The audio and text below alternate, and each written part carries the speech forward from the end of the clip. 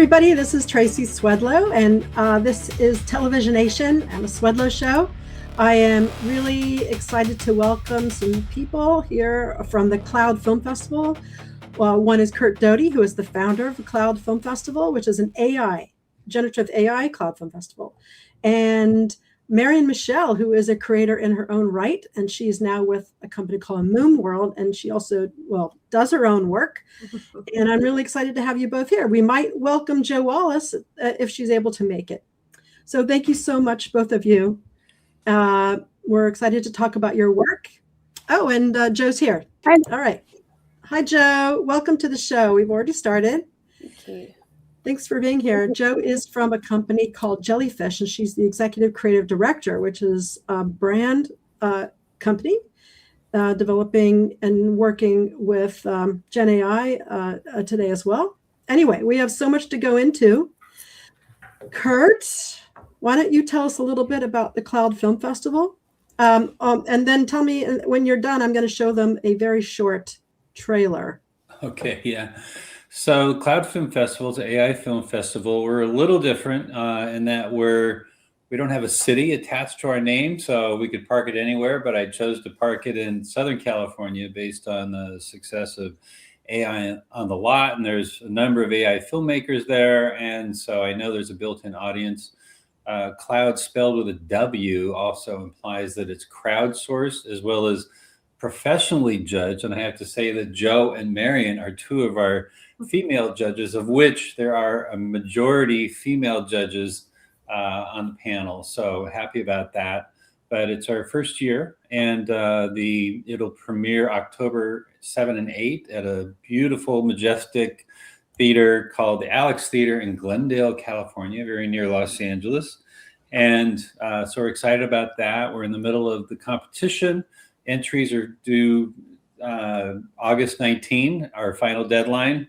And, a new announcement that we have is that we're also starting a linear fast channel. It'll be on PS4, PS5, Apple TV, and Fire TV. And that will showcase all kinds of curated AI filmmakers from around the world. It'll be a really cool thing to be part of. The other thing is that part of the promise of our film festival is that we're taking it on the road. We're taking that film compilation and showing it in other major cities, starting first in Santa Fe, which is my new hometown, on October 27th at the Midtown Sky Cinema. And then, so those are, some important announcements. And that's really what the festival is. We're excited to really celebrate the next evolution of cinematic storytelling with this technology. And we're really focusing on the narrative and not the sensation and the titillation that has been a part of that experimentation phase. So we're really looking for storytellers.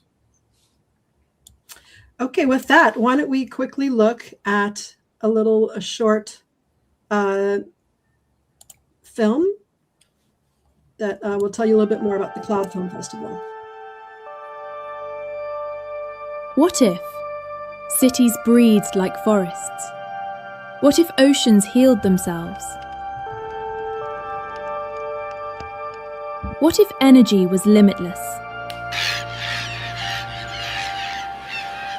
And hunger became history?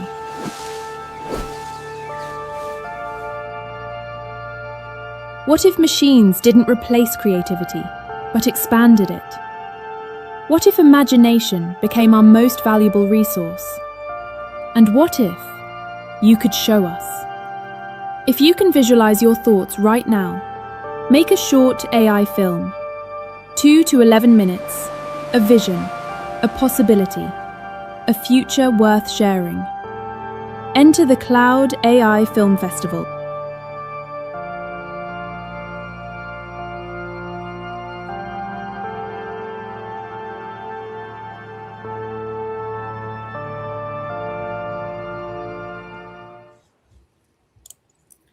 Okay. Oops. There we all are. Okay. There we are. Okay. We're back. Thanks so much, everybody. I'm still getting used to this platform a little bit. So much to go into today, and perhaps we should ask the question first, which is that we've seen Gen AI, evolve from an experimental curiosity into a powerful creative medium. And independent artists are emerging and producing cinematic work from their laptops, and brands are partnering directly with AI creators. Agencies are rethinking production pipelines, and film festivals are emerging, like CLOWD, to recognize an entirely new generation of storytellers. So those are some of the issues that I wanted to discuss today. And exactly, why AI isn't just another creative tool. How is it fundamentally changing filmmaking and storytelling? So definitely welcome to TelevisionAtion again. And Marion, would love to hear a little bit about you. You're an AI creator and you're working with Moonworld, but you've been doing all kinds of projects. Yes. Tell me, I would love to show a clip at some point of your work. Just tell me, I would like to show the Birdwatcher just quickly. When you're ready, just tell me when. Okay, cool. Just quickly about me. I am a writer and AI filmmaker. I'm based out of Los Angeles. But, I came into this world a little differently. I actually was in advertising for like over 10 years as a copywriter. But I've always loved stories. I've always kind of like studied stories, been curious about them. And so when AI technology came out, I was like very quick to adopt to it and really just try to tinker. I'm almost like notorious tinkerer. That's like what I'm always doing. And so I just started to create my own stories. And yeah, the Birdwatcher was one that I had finished in, it was only like maybe 2 weeks or so, but it was for a competition for Curious Refuge, which I am a student at. I've taken a few of their classes, just love them. And it was their AI feel good competition that ended up getting audience favorite and be just like one of the ones that I thought were really well received. And it really was a great start to people noticing my work. And that's why I was saying with even CLOWD, like it's important to put your films in competitions because it can really help just get your name out as a filmmaker. I'm just going to touch this and play it briefly just so people can see.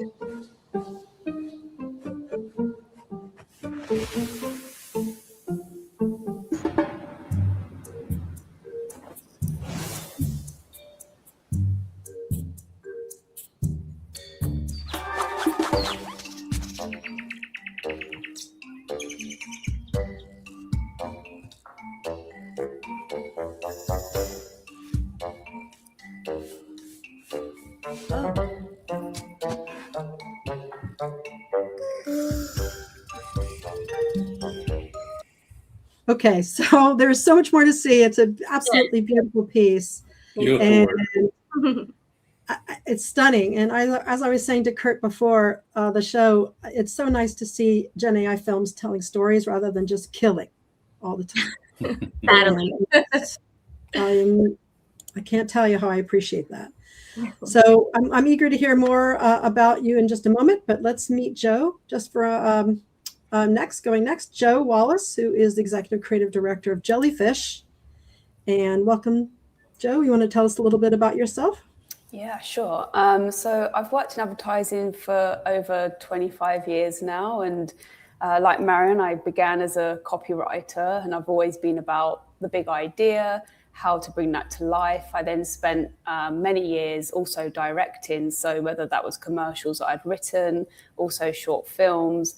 And I think what's really interesting for me is that judging lots of both non-AI based competitions and also AI based competitions, what really stands out to me is that the best work is fundamentally being produced by people that have that creative background. So they're either a director, writer, producer, editor. In some way, shape or form, they've honed their craft. And then they're able to apply that using AI as a tool and being able to really get great results from it. I think fundamentally, Gen AI just allows us to take our creativity and really kind of push it to the max. And I also share your thoughts around lots of them can be quite dystopian or violent based. I'm not quite sure why that is, but I think the brilliant thing about Gen AI as a creative is that it allows you to do these things that back in the day when I was trying to do a short film, I'd have to pull a ton of favors from people to help me make that. And there's nothing quite like that crew and that feeling of making something as a team.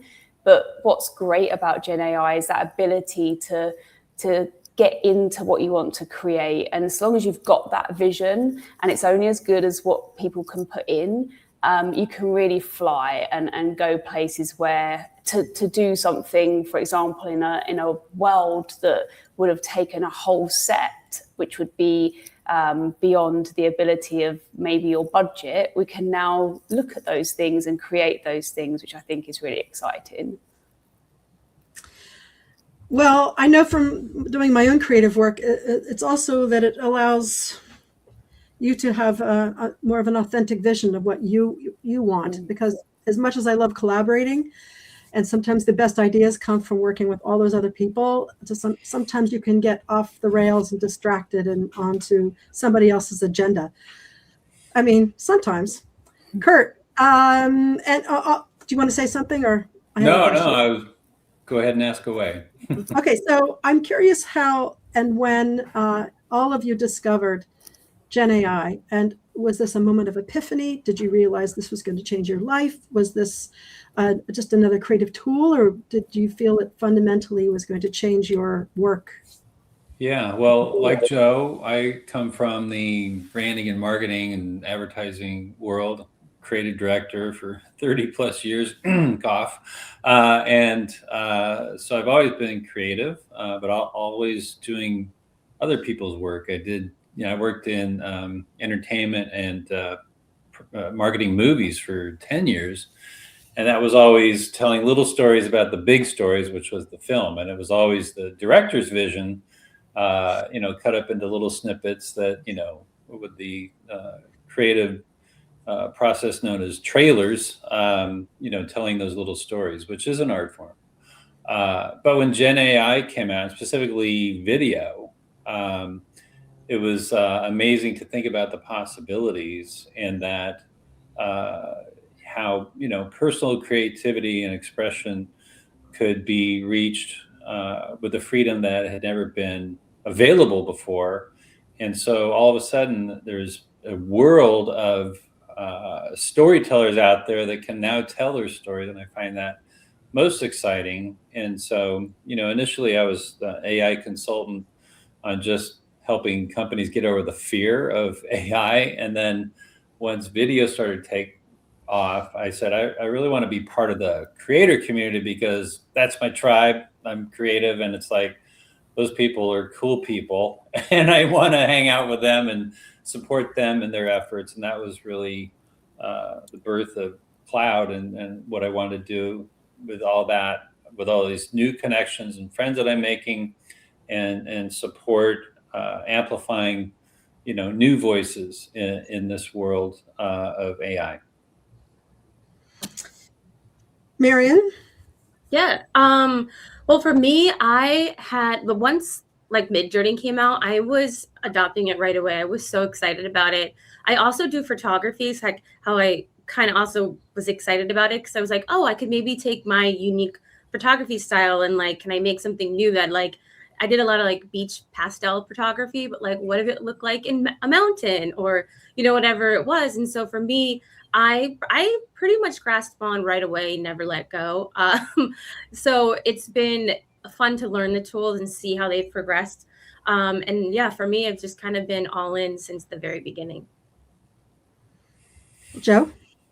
Yeah, I think it feels like it kind of was such a big deal when it first came along, and we're going back a couple of years now. In my agency, as you mentioned, I work for Jellyfish, which is part of the brand tech group, and we've always been really AI forward. So I think we kind of got quite ahead of the curve quite early on when everyone was slightly scratching their heads around how you use this. We were already kind of going into using a proprietary tool that we have called Pencil, for example, where all the tools within that platform, and we can go from brief to creation, we can localize at scale really fast.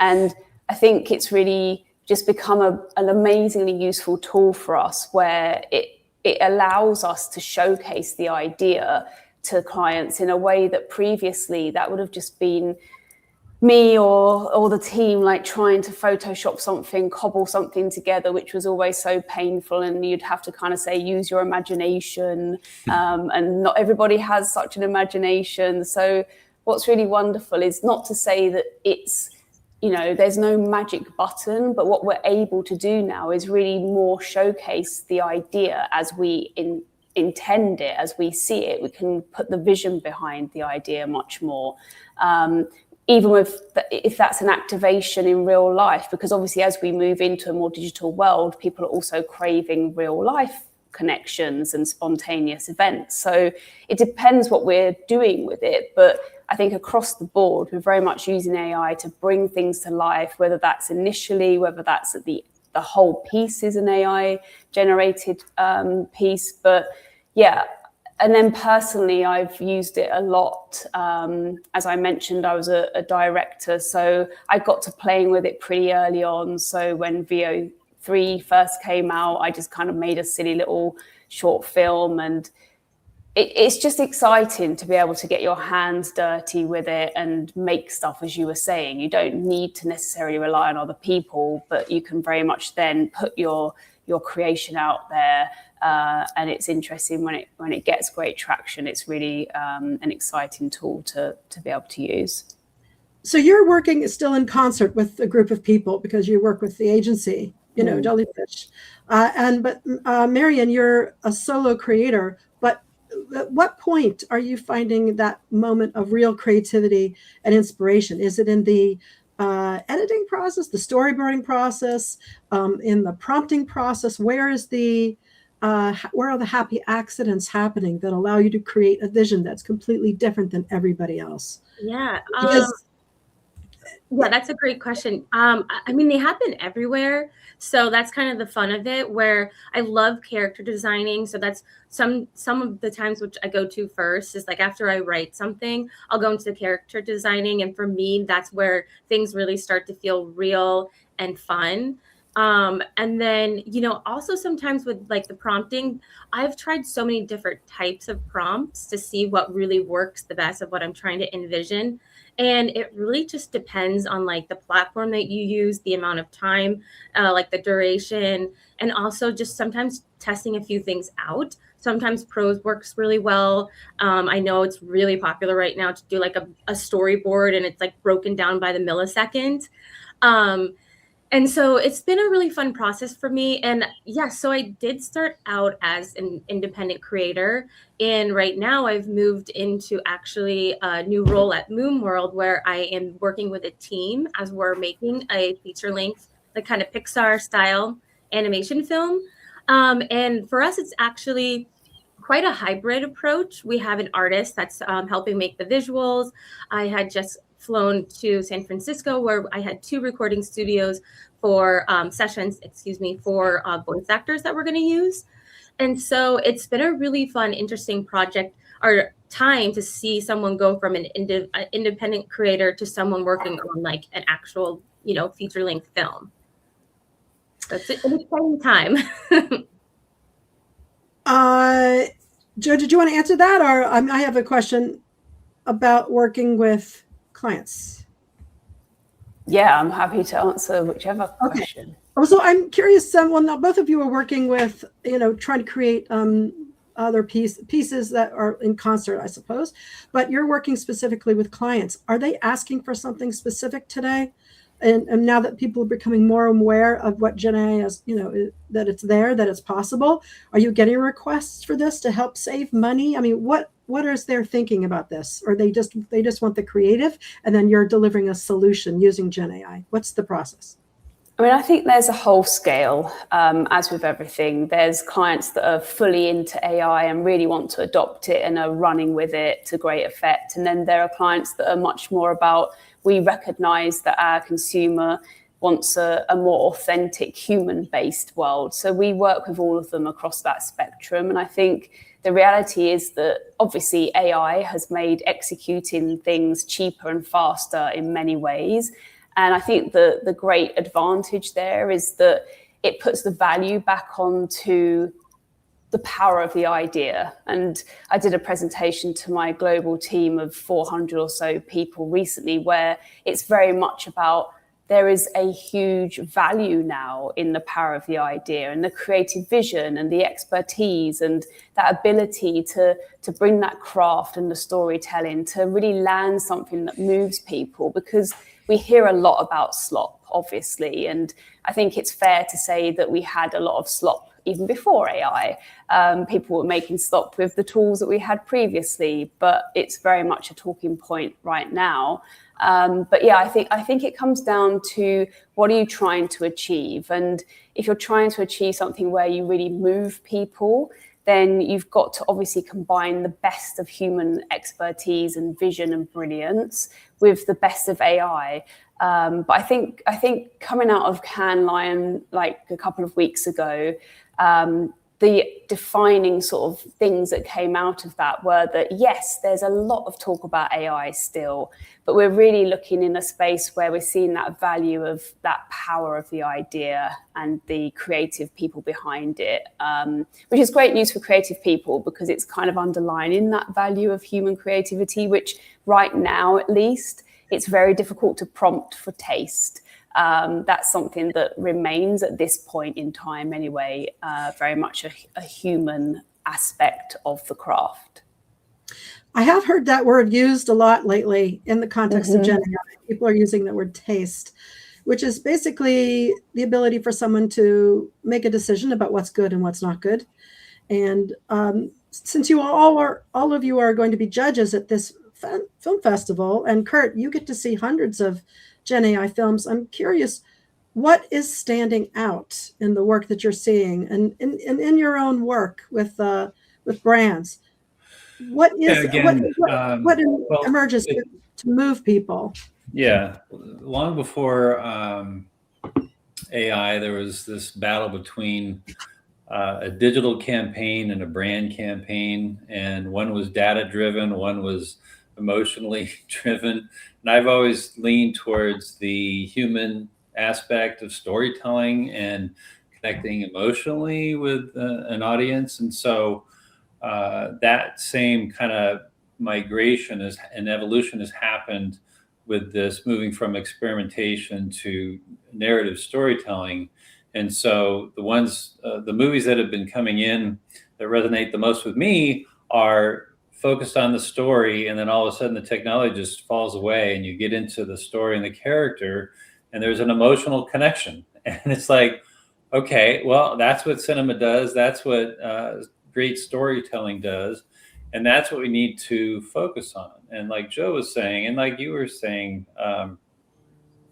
Tracy, is that in the hands of real professionals, people who have been an editor, a copywriter, a producer, director, creative director, using these tools, who have 10, 20, 30 years experience, those are the people that are going to take this technology to the next level, because they have the taste. I call it the aesthete. I've used that word a lot because it's a little more enigmatic. And so, and creativity is enigmatic.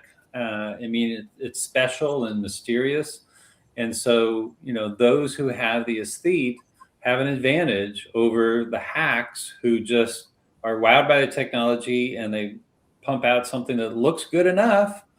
And unfortunately, good enough isn't enough to elevate the platform, let alone connect emotionally with an audience that is dubious about where this is going. And that's the other thing. There's an audience split in terms of whether it's fake or authentic, right? There's that pendulum swing. And in the industry of Hollywood, generally, there's still a divide between haters and, the embracers. So meanwhile, storytellers from all over the world are honing their craft, and these new stories are being amplified on social media and YouTube and all these things other than the cinematic screen experience.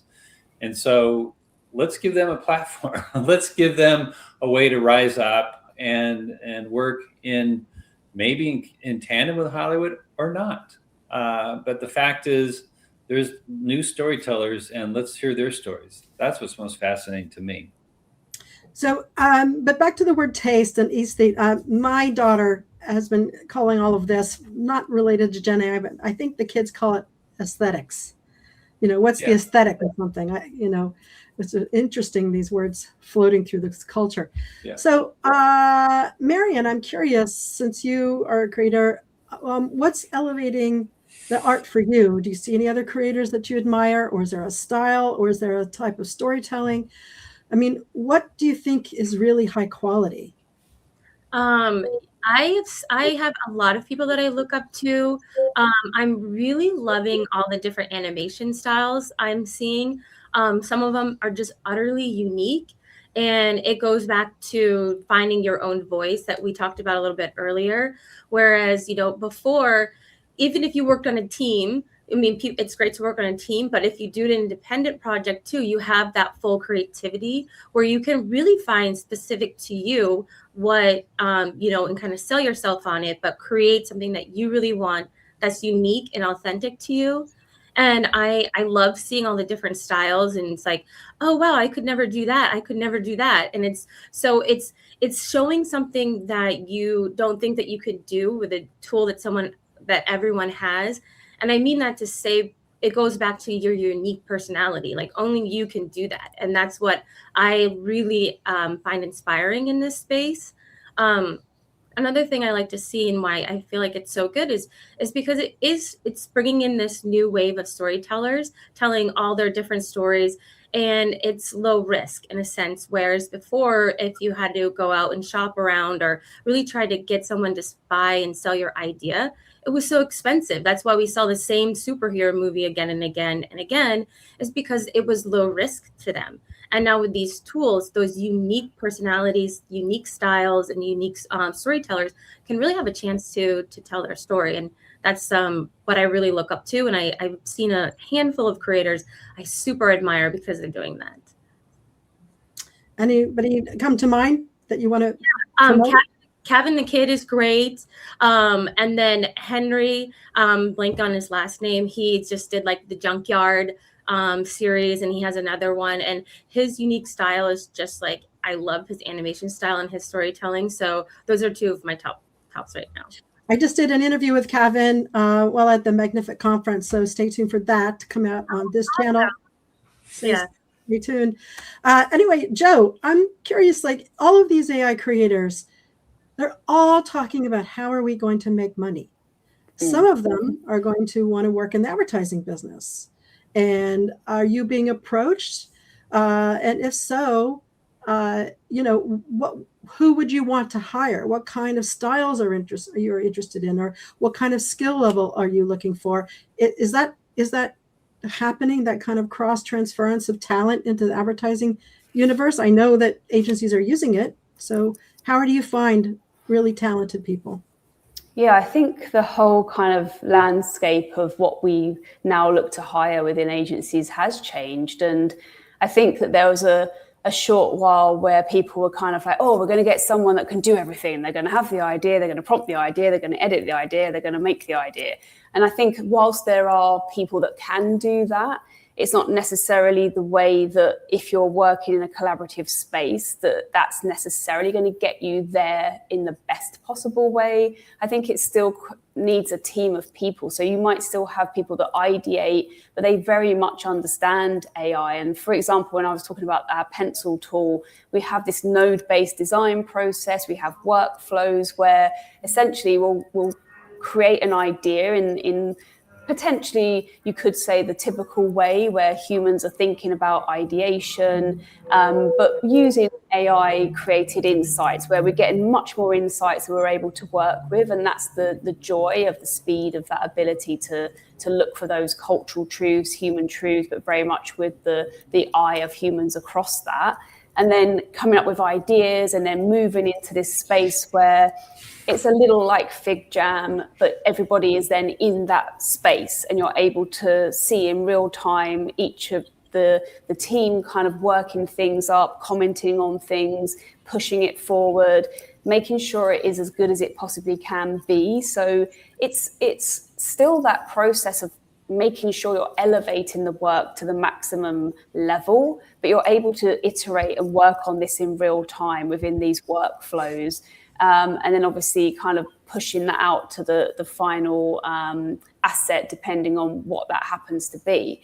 But yeah, I think it's a really exciting time for creators, whether you're working independently, whether you're working as a team. There is so much ability to really just get involved and make things. And I think AI has that ability to just kind of elevate and bring some real magic to what we can do. And especially if you're looking to create a world or an idea that maybe there isn't that world that exists, you can't just go and shoot that easily, but you can now create that. And I think, as we were talking about, that's that unique kind of view on something, whatever tool you're using.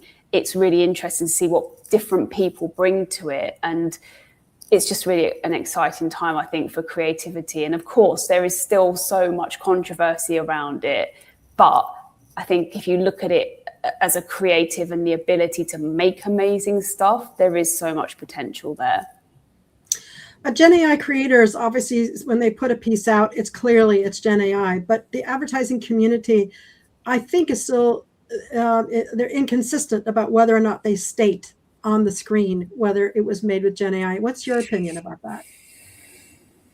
I think it's still a bit of a grey area. I mean, we're kind of in this space where people are looking to governments to bring in certain legislation around it. And I think, in all honesty, I can't see a world where they're able to make a one-size-fits-all rule around this. I think it's a very difficult space. But at the same time, I think consumers are becoming much more savvy towards this. Lots of consumers, they don't necessarily want a lot of different kind of AI slop. But if you're kind of celebrating that this is AI and you're making that clear, then at least we can all engage with it in a way that we're all kind of on that same, we know where we're coming from.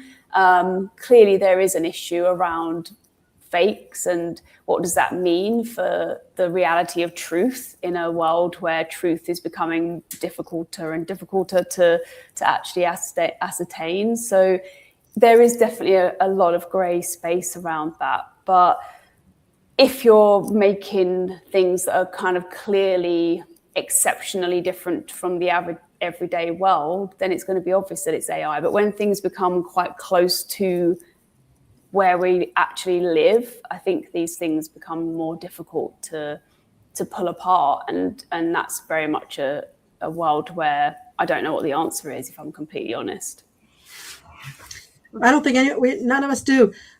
Curt, do you guys have a requirement to state the tools that you're using across all of these films when they're... Yeah, they need to list their tech stack. And we encourage that from a hybrid approach to use a minimum of 75% AI tools. That means 25% of it could be human. That means a human voiceover, a human written script, or human actors. It's whatever makes it, but we're encouraging a hybrid approach. Although you can go 100% AI if you want, we're just saying the future is hybrid. So kind of figure it out. Use our themes as a challenge. We have 6 different themes, and find your niche in those themes, and then create under those specs, and it'll align with what most people are doing anyway. But we want to keep it human. We want it to be a human and AI collaboration, and challenge yourself. Like, well, what about this idea is human? It's a question when you're faced with the blank prompt or working with an agent, it's like, what do you want to create? It has to be an answer. So we're just saying, think about that, and be deliberate in what you're setting out to do. And please consider that human element, because we never want to lose that. Creatives are still driving all of this. It doesn't happen magically. There is someone prompting and coming up with an idea to actually achieve an outcome that they have preconceived, and they're trying to match that preconception or be open to those happy accidents that happen. But, so that's how we're approaching it in terms of some of the rules. Marion, are you using a whole string of tools one at a time? Have you invented a new platform? There's a lot of people out there who are creating their own platforms in the absence of trying to understand some of the complex sort of spaces or canvases or things like that the existing tools are offering. I don't know what your work process is, but I'm curious if do you need something complex like that? And Joe, I'd like to find out if you have an answer for that as well. Marion? Yeah. Right now, my goal with these films is not only to tell a good story, but also to learn the tools. And there's always a new tool coming out. So I'm constantly testing it. I have my one editing software that I use to put it all together. But whether it's Runway, Higgsfield, Open Art, Dermina, like I am testing them all. And I'm just trying to see what produces the best results. And then on top of that, actually at Moon World, where I'm at now, we have our own platform that we're using. So we're drawing in the different APIs into that one platform and building it all there, whether, other like Canvas workspaces as well. And so it'll be, I think it's going to be really great and important to have something like that, especially for something as, grand as a movie, because organization is really important. You have a ton of assets and, they can get lost in the mix of, your computer desktop. But I think pulling it all into one platform, really learning it is probably the best way to go. But for the past couple of years, I've honestly just been testing them all. Joe, are you working with a homespun platform, or have you assembled things, or what's your tech stack strategy?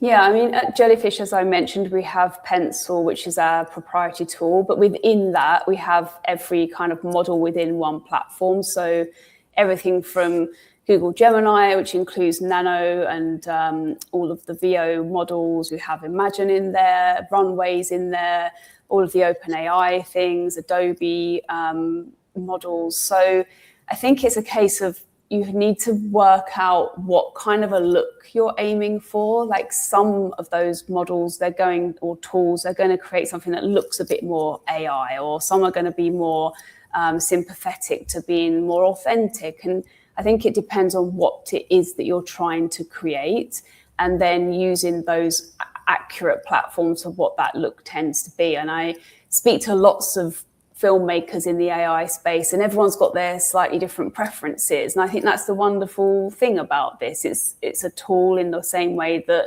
some people prefer watercolor to gouache paint, for example. It's like, what do you prefer, and what's going to make your creation sing in the way that you really want it to? I've seen also some experimentation out there providing a sort of unseen tool. That's not the right way to put it, but there's a tool out there that allows people to create their own stories just by, talking it. So the viewer could say, I want a story that does this, this, this, and this, or start me off on a story that has, love in it, and maybe there's a fight. And, in other words, the AI will then dynamically live create a story for them. How do you guys feel about that? Because to some extent, that's going to remove the craft of the creator who creates a vision and allow the viewers to kind of vibe code their own stories or their own commercials. Is that a TV of tomorrow? Is that a good thing or a bad thing? I think there's sorry, go ahead, Curt. Yeah, I just want to say that in a hybrid approach, the easiest human aspect is the writing. This whole notion of any output from a Gen AI platform is not ownable. at this point. So those people creating IP, whether it's a TV show or a movie, they need to work on the front end to make sure they're developing their characters and their writing and their story in a documented fashion, and registering it with WGA, as well as, you know, copywriting characters, doing all that hard work before you enter the Gen AI platform.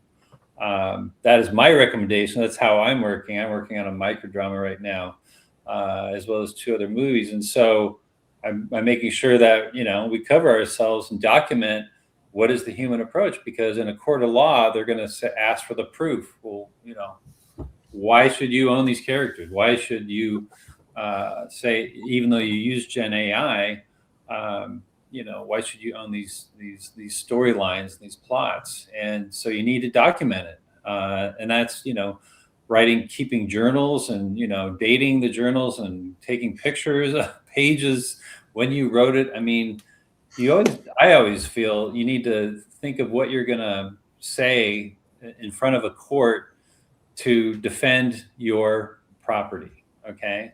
And when you put that mindset on, it changes how you feel about the convenience and the magic aspect of these platforms. But you can still do it the right way, and things will get worked out in court in terms of, you know, maybe the copyright laws will change in the future, but in the meantime, cover yourself and keep the human aspect alive and documented. And before you ever get into developing a character solely in one of these Gen AI platforms, because that won't hold up in a court of law. Curt, you're so practical, because anybody who actually does that kind of work will definitely win. But for most people, asking them to do that kind of documentation is a story killer. It's a project killer, I think. Yeah, but then they're going to lose out. They're going to lose out, you know, in the long run. I don't know. Well, Marion, do you do that kind of documentation on your work? I do. If it's something I like, I have a few in progress that I want to do like an IP for, so I do that kind of background. But for my short films, I really don't. It's probably because I was just starting out.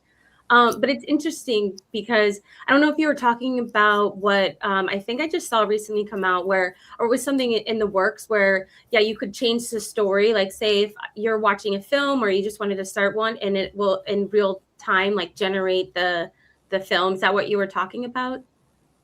Like you want them? The TV of tomorrow. That's agentic. It's a agentic approach instead of prompting. Yeah, no, I was more like, can the viewers at some point in the future, will the viewers be able to create their own shows just by talking out a story they're interested in? You know, and I was asking you what you thought of that, because that might remove the role of the auteur, you know, the creator auteur. I think so. And you know, I could be wrong. I feel like it's going to be like a fun party trick in the beginning. Like some people might be like, this is kind of cool, but overall, like if you go to sit down, you don't want to do the work of like figuring out where the story goes. You want to be entertained. So I really think, you know, it's still going to be left to those people that actually want to do that. You know, you might have a unique viewer who's like, oh no, I'm actually, you know, I'm a creative and I want to try this out, and falls in love with it. But for the most part, people, you know, they want things to be easy. They don't want to work when they're trying to like be entertained. So I could be wrong, but that's just my initial thought right now. I'll say where that interactive storytelling is happening is in gaming. It always has happened. Yeah, and so that will just continue, right? And people love that. And it's like, that's where that interactive storytelling is. And like the funny thing about that is with gaming, it's one of the places where people will do the most work, right? You know, like the amount of time, hours put together in Call of Duty of people all around the world is fantastic and phenomenal. And that's like a platform you're going to see it on, but probably not people wanting to watch Bridgerton, you know, like, and pick like to figure it out. But yeah, that's a really good point, Curt, like in gaming for sure. I think it's like that saying that everyone has a book in them. Like everyone could write a book, but do they write a book, and does anybody want to read that book is another matter. But I think there's also a real reality that the biggest names are really entering AI. So we've already seen that Netflix has bought Ben Affleck's company into Positive, which builds AI tools for filmmakers. And Martin Scorsese's recently joined that AI startup Black Forest as an advisor and using its tools to work on an upcoming project. And I think just a few weeks ago, Google DeepMind, they've announced a partnership with A24, and that's such a kind of revered platform, you know, pushing out amazing big hits such as, you know, Everything Everywhere All at Once. And I think what's really interesting when you read into these partnerships is that what they're looking to do is really support filmmakers. So Google DeepMind are very much looking to get feedback and guidance from A24's impressive roster of artists, because they've recognized, I think, that what they need to do is work with these creators, with these creative minds to bring their vision to life. So I think what's really heartening is that it isn't about these tools replacing human creativity. It's very much about it elevating them. And that's, I think, how those partnerships are beginning to work. But like it or not, AI has definitely entered the filmmaking process for sure. All right, here's my last question for all of you. I'm going to give you 4 options. I'm writing the options down here right now. If somebody were to become an AI filmmaker going forward, they really wanted to do it, what advice, or which one of these things would you advise them to do first? One is writing their own original story, watching classic films, you know, great films from the past and learning filmmaking, watching other AI films, or just starting and sit in front of a tool and start playing with it, start experimenting with it. What's the best advice to give new AI filmmakers if they want to get started? For me, go ahead, Curt. I say start with the writing. That's always been the process. Start with the writing, and then, you know, get into the whole process. But that would be my advice. Yeah, I think I would agree. I mean, again, AI is only as good as what you put in. There's no magic button. It still comes down to having that great, unique, creative vision. And I think that can only come from within. And like with any art, any writing, any filmmaking, it's really, really key that you've got something that is unique and authentic and can move people, because unless you're going to move the audience, I don't think it's going to really cause a blip in anyone's life. Yeah, So I say the same exact thing. And I honestly think it's helped me move so fast in this career because, you know, I've only been copywriting 10, 15 years. I haven't been on sets. I haven't done any of those things. But what I have been doing, I've been studying story, reading books, writing my own stories down. So to me, this wasn't a new platform. It was new tools for me to like actually do what I love to do. So I always say that as well. I'm like, man, I didn't waste all those, years like in my books and in watching films. Like I really didn't waste that time. It has helped me like progress so quickly in this field. So I definitely agree with both Joe and Curt. Well, thank you so much for this nice, long, very informative, interesting interview. I really appreciate your time and your creativity and your dedication to the art and craft of Gen AI. I'm excited myself about where this is going. And thanks so much, Curt, for holding this film festival, which will be in October, so that you can showcase the best that's out there. And thanks, ladies, for being judges and for taking a sort of, a step forward to try to showcase the art and craft of Gen AI from a woman's point of view. Amazing. Much needed. Much needed. Thank you so much. Thank you. I'm Tracy Swedlow. This is Television Nation. Thanks so much, Curt Doty, Joe Wallace, and Marion Michele. And stay tuned on this channel for more interviews going forward. Thank you.